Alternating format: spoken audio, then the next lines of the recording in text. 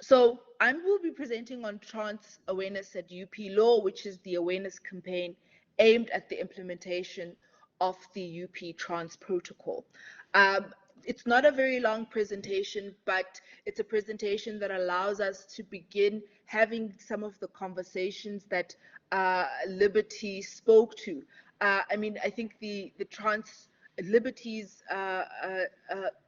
presentation speaks to sort of the broader systemic and structural challenges. And I think that the trans protocol is an extension of the UP's work in the area of anti-discrimination. So what is the trans awareness at UP Law? A trans awareness campaign is a project introducing and implementing the UP Trans Protocol. Briefly, the UP Trans Protocol, people can find it, it's very easy to find. It's a guideline to strengthen and support the anti-discrimination policy of the University of Pretoria.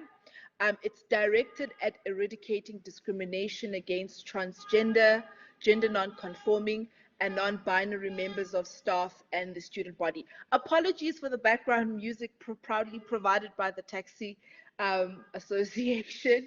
I live next to a very busy street, so you will hear those wonderful blow horns from time to time. The trans protocol is also aimed at building a positive and affirming environment.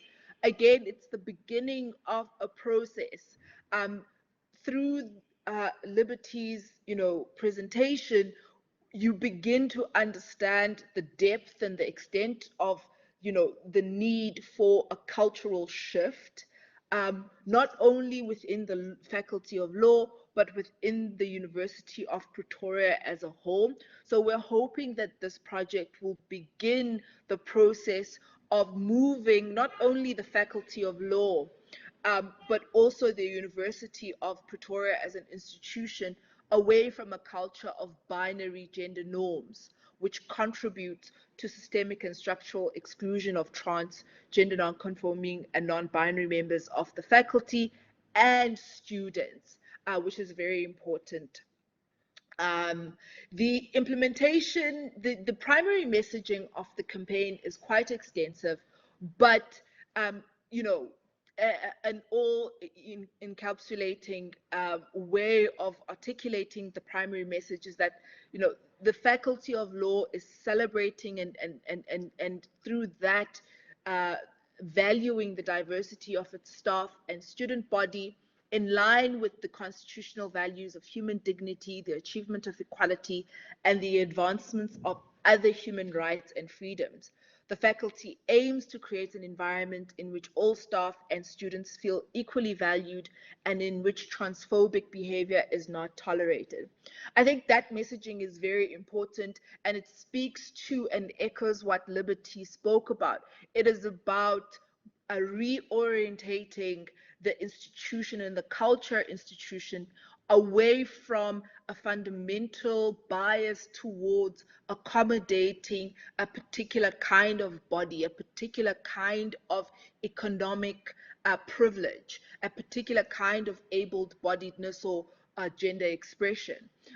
But it is about orientating towards more inclusion, more advancement of other human rights and freedoms. And so this is the beginning of trying to reorientate not only the institution of the Faculty of the Law, but hopefully the institutional culture of UP, which is a very broad goal. And I promise you this campaign will not address all of those issues, but the hope is that this campaign is the beginning of us beginning as an institution and as a faculty to really rethink who we center as the staff member that is going to be teaching our students, as who are the students who are we are going to be teaching, and who are the future lawyers we envision as part of the legal fraternity in the next 5 to 10 years.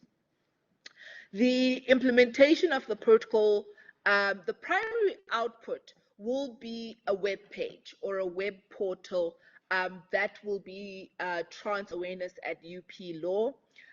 This is basically an information portal which students and staff members can use for information on various matters, including learning and understanding how to use gender inclusive language practices. We have the email etiquette campaign that's currently ongoing. Hopefully that will also begin to include um, more gender inclusive language practices and really focusing on ensuring that kind of inclusive language is brought into that work. It will also include how to change your pronoun prefix on official documents infographic.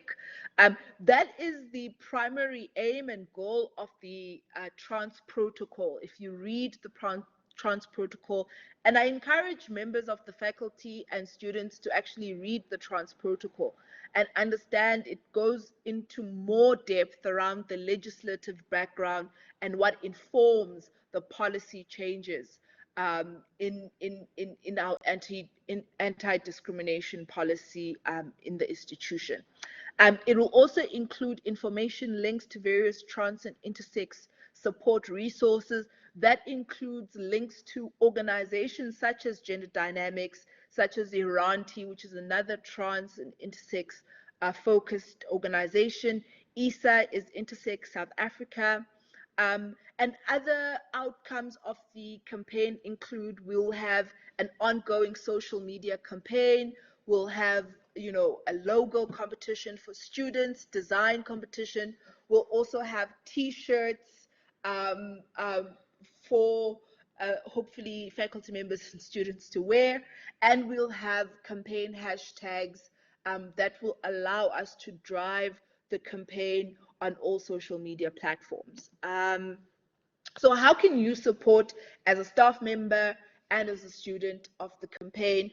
Well, once the webpage is live, we will drive a lot of traffic towards the webpage so that people can have an information resource that is UP affiliated.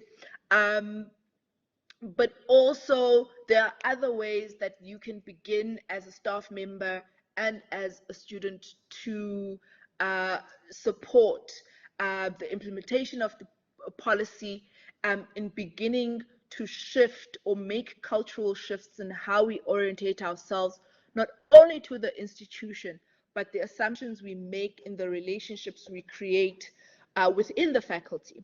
So who and how do we understand our students to be, our fellow colleagues to be? We can begin to shift how we understand those relationships, and all faculty members and students can begin by reading the trans protocol and the anti-discrimination policy.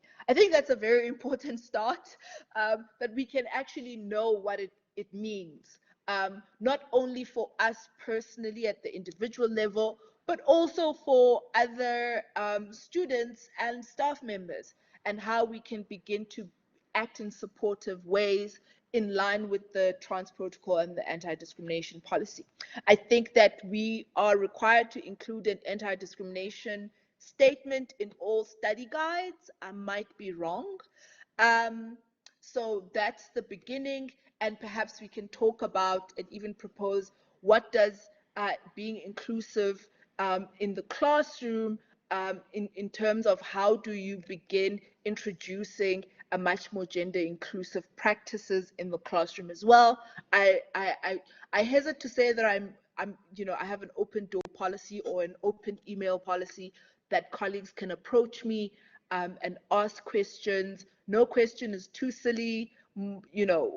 Most colleagues just ask me about how to use my pronouns, which are they, them, in emails, or even how to use them in sort of, casual conversation, because people are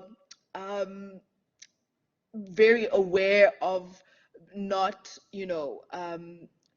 being sensitive to pronoun practices. So I've had a number of colleagues who've email approached me, and that's been sort of like a very great space for conversation, and I really don't mind. Um, um, you can also begin by including your pronouns in your email signature. I don't think I've done that, which makes it really bad. But we the Department of Jurisprudence includes pronouns in the staff profiles on our page. So that's what you can do as if you're the webmaster. I'm not the webmaster, but I'm the web controller of the Department of Jurisprudence, and we've included pronouns in our staff member page, even though we're slow to include it in our email signatures. You can start by practicing not assuming a person's gender and rather asking. And I know this is very awkward, and it takes a lot of, emotional practice, to put yourself in that awkward space, because people look at you weird, or people just are like, well, don't I look like I'm a she or a he? And so that's also a conversation, starter as well, that, even though we make assumptions about people's genders, we cannot assume their genders. When introducing yourself, you can start by including your pronouns and saying, hi, my name is Musi. My pronouns are they, them, or she, her. And that often allows and opens the door for other students, either students or fellow colleagues, to also include their pronouns as well, as sort of a normative part of the cultural practices in the faculty and with students.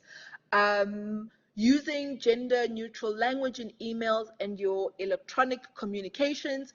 So a lot of people use MX to refer to me. A lot of people don't understand that's actually a gender neutral form of using prefixes. MX is not gender conforming. You can use it when you don't know a person's prefix, for instance. Sometimes people say, if you know that whether they're a doctor or a prof, which are gender neutral, please use those as well. But if you do not know their qualifications, you can actually use MX because it is a gender neutral prefix. You can use they, them if you don't know a person's gender, because it's gender neutral, and allows the person to then correct you, that they can then say, regards Mrs. or Ms. or Miss, in their email.